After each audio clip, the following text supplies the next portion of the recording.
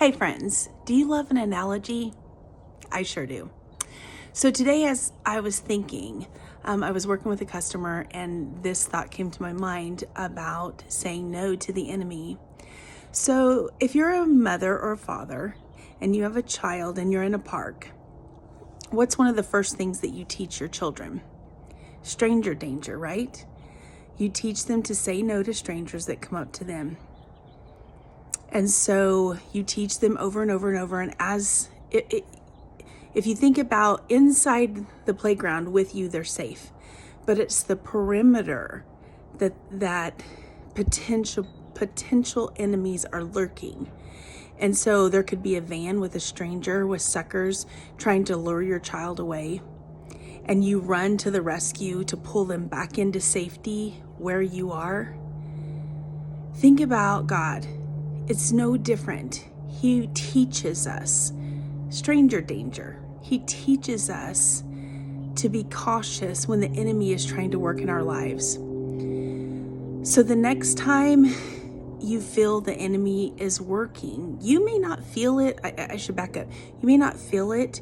There may be something the enemy is trying to lure you with.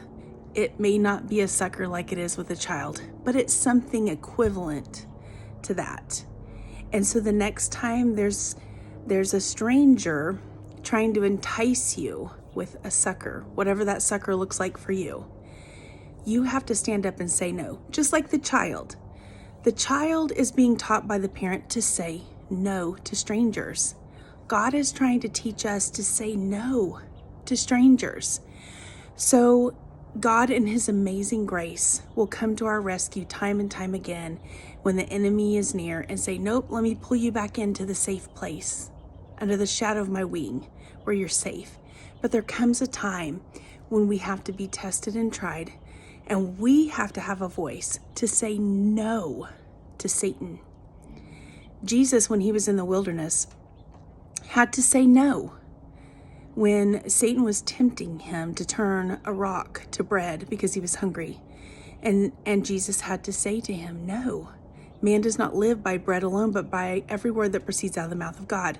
The same is true for us, friends. We have to know the word. We have to know scripture so well. And that's how God's teaching us and training us, just like we train our children. We know those scriptures, we learn them, we spend time with him every day learning those scriptures. And then when the enemy comes in, which he will, he comes immediately to steal, kill, and destroy, you will have those words from the Lord that says no.